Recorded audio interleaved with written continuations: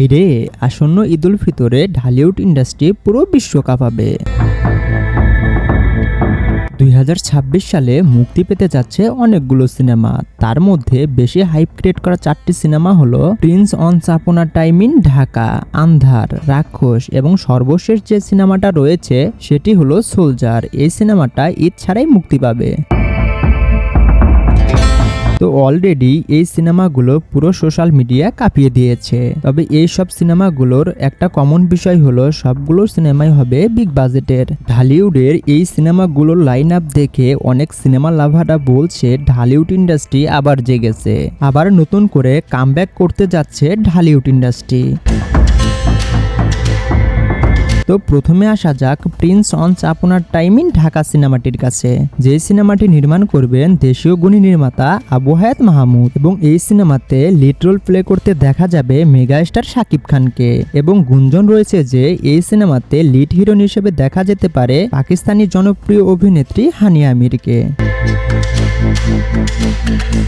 এবং এই সিনেমাটা প্রযোজনা করবেন শিরিন সুলতানা এবং ক্রিয়েটিভ প্ল্যান প্রোডাকশন হাউজের ব্যানারেই এই সিনেমাটা নির্মাণ করা হবে। তো সত্যি যদি এই সিনেমাতে শাকিব খানের বিপরীতে হানিয়া আমিরকে দেখা যায় তাহলে Prince once upon a time in Dhaka সিনেমাটা ঢালিউড সিনেমার ইতিহাস বদলে দিবে।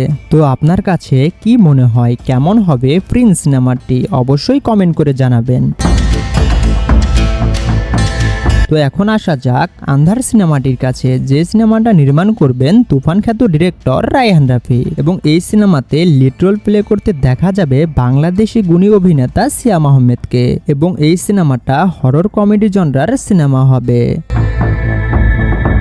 এবং এই সিনেমার শুটিং গোপনে চলমান। তবে এখনো পর্যন্ত অফিসিয়াল ভাবে জানা যায়নি কে হবে এই সিনেমার লিড হিরোইন। তবে ধারণা করা যাচ্ছে নায়িকা হিসেবে দেখা যেতে পারে নতুন কোনো মুখকে।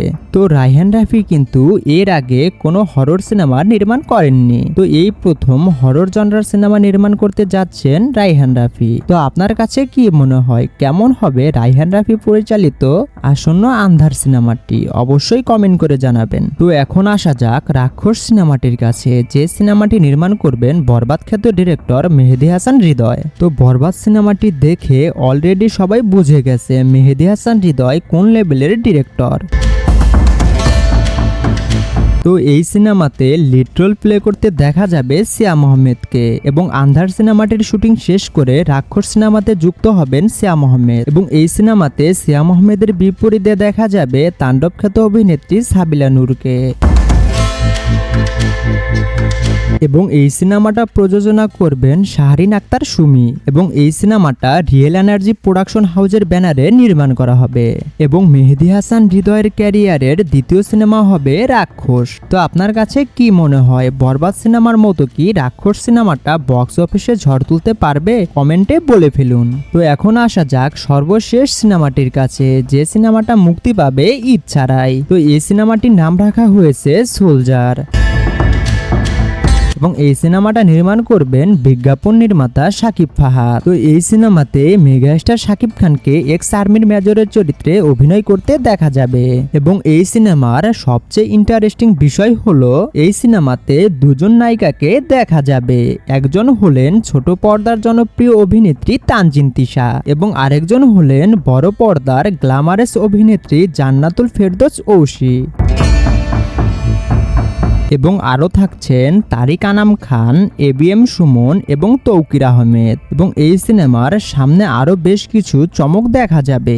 অলরেডি এই সিনেমার শুটিং শুরু হয়ে গেছে এবং এই সিনেমাটা মুক্তি পাবে সম্ভবত 16ই ডিসেম্বরে। তো আপনার কাছে কোন সিনেমাটি বেশি ভালো লেগেছে এবং কোন সিনেমাটির জন্য আপনি বেশি আগ্রহী? অবশ্যই কমেন্ট করে জানাবেন। আর নতুন নতুন সব মুভি রিলেটেড আপডেট পেতে আমাদের চ্যানেলটি সাবস্ক্রাইব করে আমাদের পাশেই থাকবেন। সকলেই ভালো থাকবেন, সুস্থ থাকবেন। আল্লাহ হাফেজ।